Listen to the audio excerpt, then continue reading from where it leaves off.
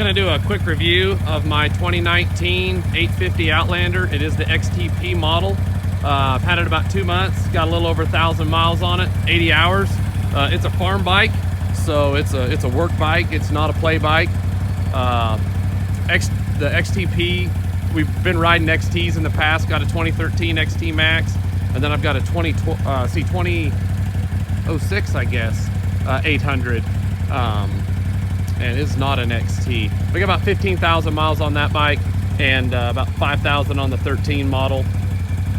The 06, I ended up wearing a timing chain tensioner out. I just need to take the motor apart, put it back together, and I think it'll be fine. Haven't run anything. Everything seems to be fine in the cam. But anyway, so I got this bike to kind of replace it and get through the summer till I had time to work on it, and we'll get it running again. But purpose of this video, XTP rides better than those other two bikes. The shocks, I think it was about a $1,500 option. I don't know if it's really worth it, but it does ride better. We ended up jacking this bike up. We just want a good ride. We're not out jumping it or anything like that. On a normal ride, I'm about 180 pounds. I want to use all my suspension. I don't really want to bottom it out, but you know, like I said, I want it to use it all so it rides as good as possible. So we jacked it up, loosened the springs up all the way, then tightened them up, put a 1/4 inch of preload on them. And I'm running, these shocks have 3 different settings for soft to firm, and I'm running on the softest setting. If it gets real rough or if we go somewhere to play, we'll go ahead and just kick those up to 2 or 3, and I think I'll be fine on my suspension as long as I don't put a lot more weight on it. This bike does have a sway bar in the front. I think the regular XTs do as well. Really helped dipping in the corners compared to the 06 and 13 bikes we have. This clutch on this one engages a lot smoother than the other two bikes. There's something different. I don't know what they've done, but just the other bikes seem to engage real hard at 2,000 RPM. This one kind of starts 1900, and I'm gonna say it really doesn't lock up till like 2300. I do think it slips the belt a little more, taking off and starting, but man, it's smooth, and if you just want to pull forward a little bit, it's just not as jerky.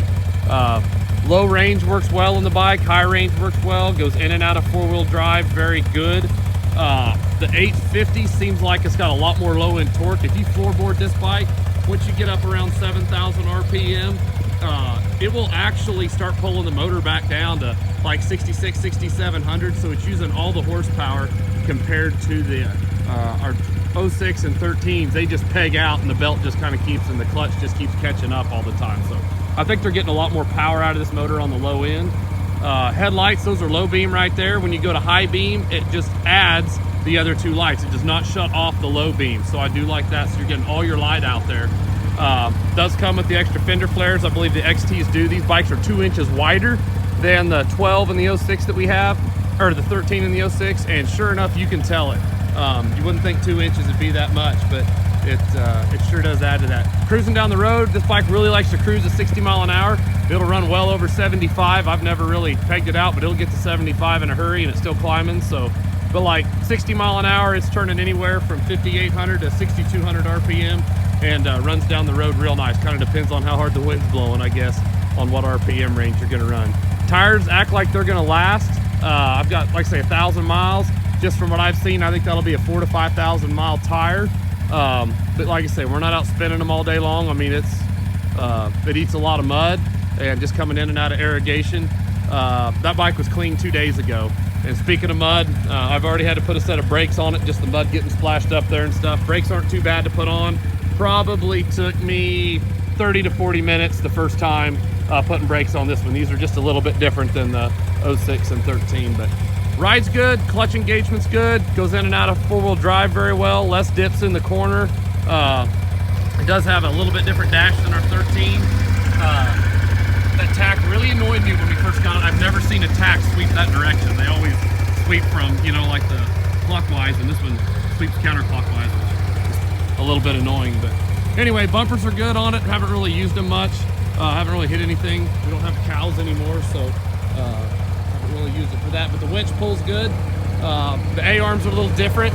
They got a little more clearance. They go out and then they bend down instead of the straight A-arms. So anyway, for a farm bike, I really like it.